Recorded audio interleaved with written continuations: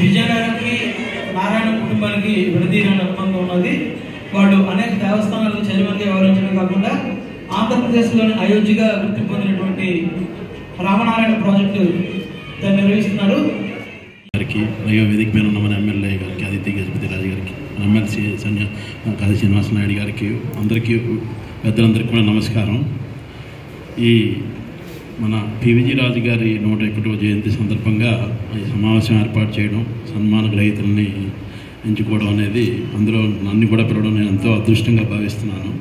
ఇలాంటి కార్యక్రమాలు వారిని ఈ సన్మానం కంటే వారి గురించి తెలుసుకోవడం, వారి గురించి చెప్పడం, వారి గురించి అందరికీ తెలియజేసి వారి ద్వారా ఇన్స్పైర్ అవ్వడం అన్నీ చేస్తే అది ముందు అందరికీ కూడా తెలియజేస్తుంటే బాగుంటుందనే ఉద్దేశంతో పెట్టిన చాలా ఆనందం.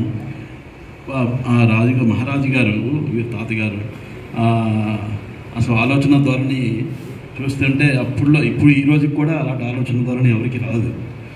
వైవిధ్యంగానూ అప్పుడులో దేశం కోసం అని చెప్పి సైనిక పాఠశాల కోసం, డిఫెన్స్ కోసం కొన్ని ఎకరాల భూమి ఇవ్వడం, దేశ రక్షణ కోసం అని చెప్పి ఆ స్కూల్కి ఇవ్వడం. దేశంలో ఎక్కడా లేవు, అప్పుడులో 3 or 4 స్కూల్స్ ఉన్నాయి. ఆ ఆలోచన రావడం, అలాగే విద్యా సంస్థలన్నిటికీ కూడా విద్య కోసం ముందుకెళ్ళడం, మన సంస్కృతిని కాపాడడం కోసం సంగీత పాఠశాల లాంటి, మన సనాతన ధర్మాన్ని కాపాడుకోవడం కోసం ఎన్నో వేల ఎకరాలు అన్ని దేవాలయాలకి, సుమారు 108 దేవాలయాలకి ఇవ్వడం అన్నీ కూడా అసలు చెప్పుకుంటే అంత వైవిధ్యంగా అన్ని రకాలుగా సేవ చేయొచ్చు అనేది ఈ రోజుకి కూడా ఎవరు కూడా ఆలోచన రావు. అలాగే అన్నదాన సత్రాలు అనేది ఎన్నో చెప్పలేనని చేశారు. అలాంటి వాళ్ళని మనం ఎప్పుడు కూడా తలుచుకోవాలి, మనందరం ఇన్స్పైర్ అవ్వాలి, మనందరం కూడా అలాంటివి చేస్తుండాలి. అప్పుడే ఈ దేశం బాగుంటుంది, ఊరు బాగుంటుంది, అన్నీ బాగుంటాయనే ఉద్దేశంతో ఇవన్నీ తెలియజేయడం, చెప్పడం, మీ అందరికీ తెలిసినవే అవన్నీ మరొకసారి జ్ఞాపకం చేసుకొని చెప్పడం జరుగుతుంది.